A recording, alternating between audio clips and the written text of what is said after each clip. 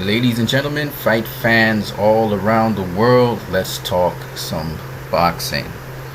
So, I know there's a lot of casual fans out there who may not understand certain things about boxing. Sometimes people talk about a clash of styles or a good matchup, and most people don't understand what that is. So, I want to just go through very briefly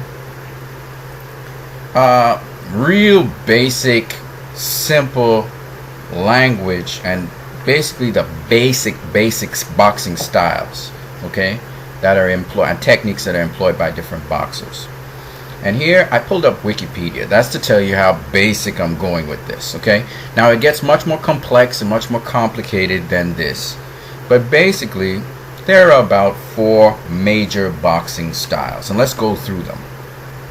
So you can always go up on Wikipedia and look at them, but you have the swarmer. Now basically a swarmer is a person like Henry Armstrong, like this guy Joe Frazier, okay? He's considered a swarmer. Rocky Marciano was considered a swarmer. Basically, if you are short or you don't have a good boxing reach, you have to get on the inside of a fighter. So a swarmer like Mike Tyson, he was a relatively short heavyweight with a relatively short reach. He had to bob and weave to get on the inside of his opponent. And so Mike Tyson would have that bob and weave motion to make sure his head wouldn't get hit as often. Now, swarmers are people who generally have the shortest careers because it takes a lot of energy for them to get on the inside. Sometimes Manny Pacquiao implements a sort of swarming or infighting technique in that he needs to get past someone's reach. So he waits till the boxer throws the jab, he slips the jab, gets on the inside, and lands his combination, but then he gets out of there. Okay? So basically, swarmers, they are the ones with the shortest careers, and they have to use so much energy. Their technique is highly energetic, and generally they're known for that. Okay? Now the next set of people are what are called the outboxers or pure boxers or outfighter. So swarmers are considered crowders or infighters. Okay, Roberto Duran was known for infighting. He would swarm you, get on the inside, and then wrestle with you and try and get his shots off on the inside. Outboxers are generally considered pure boxers or a boxer or outfighter. They are the creme de la creme of boxing. They have so many techniques and strategies. But mostly, as outboxer or outfighter states, they generally stay outside the range, the danger range of their opponent. Okay? And I'll give you a couple of the people that you know presently and also in history. Muhammad Ali was an outfighter. Mostly fought on the outside, measured off his opponent with the jab, usually land that trademark 1-2. Kell Brook is an outfighter. Floyd Mayweather sometimes is an outsider. Sometimes he fights on the outside, right? Pot shots you from the outside. Here are some other outfighters. Nobody really sees Oscar De La Hoya fight on the inside. He generally fights on the outside.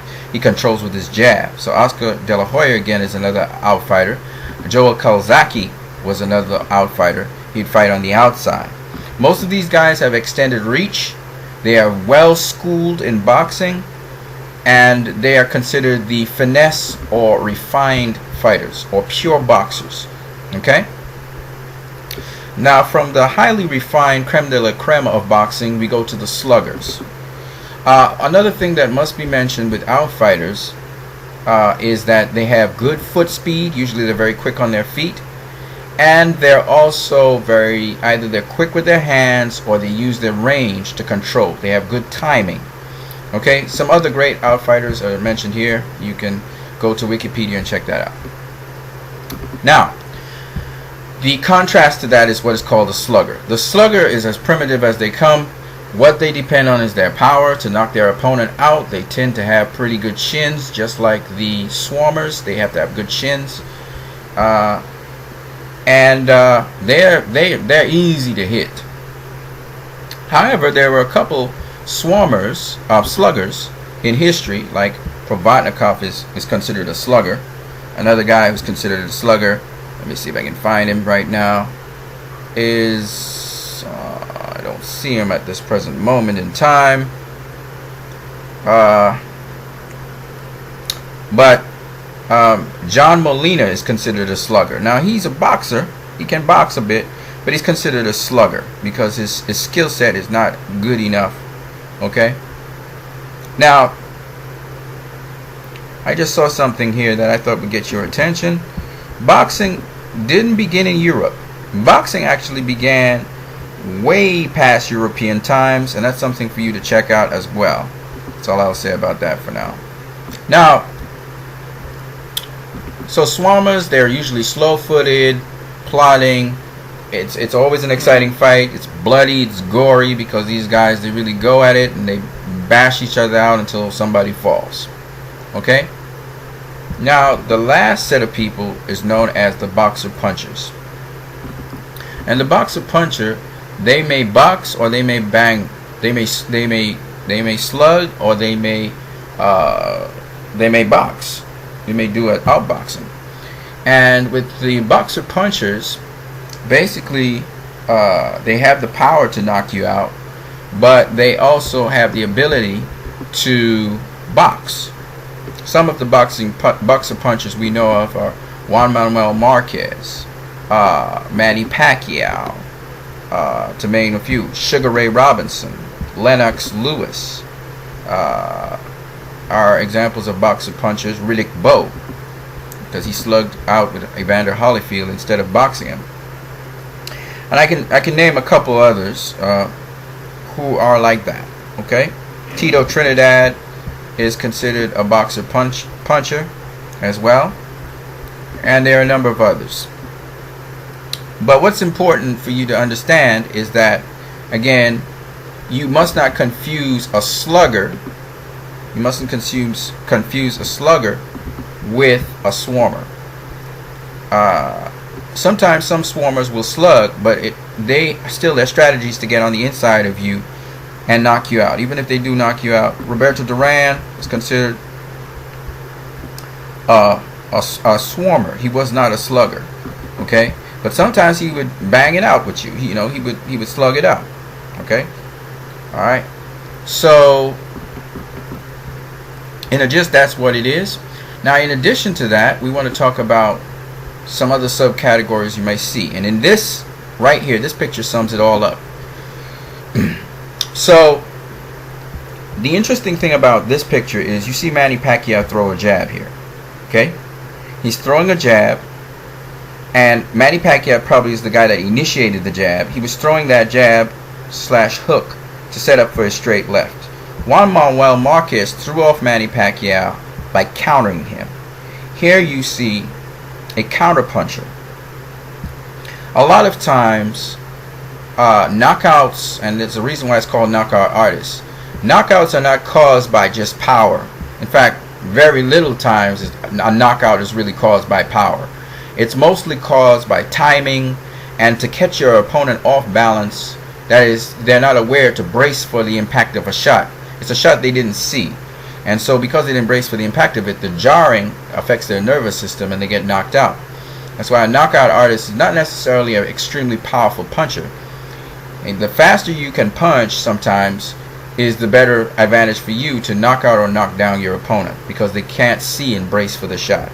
Here, Juan Manuel Marquez is counter punching Manny Pacquiao. Manny Pacquiao threw a jab or a hook, and Marquez counters that hook with his jab. He jabs over the hook to hit Manny Pacquiao in his face and on his eye. Okay, Marquez is a typical counter puncher. Most boxers, pure boxers and otherwise, know how to counterpunch their opponents. Juan Manuel Marquez was able to knock out Manny Pacquiao in their fourth bout because he was able to counterpunch Manny Pacquiao, who was moving into the shot. Now, the other form of boxer here is you have an orthodox stance here. This is an orthodox boxer, which means they use their right hand to fight.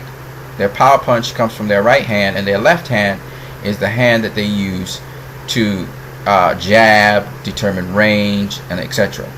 But their powerful hand is their right hand. Manny Pacquiao is a southpaw. His left hand is his power hand, and his right hand is used to set up that power hand, is used to jab, to hook, create distance. It is the lead hand. So Marquez has his lead hand as the left hand, Pacquiao has his lead hand as the right hand. Okay? So why I'm telling you all of these things and why this is important for you to know. Now I'm not going to use marquee names here. I'm just going to show different boxers here. Why that's important is because when you see two different styles, some people say, oh, fighter's running. No, he's not running. That's his style of boxing. Other people say, oh, the fighter, you know, he doesn't seem to have any brain or sense. Why does he keep coming forward? No, that's his style of fighting. Okay? So you have to understand what styles are.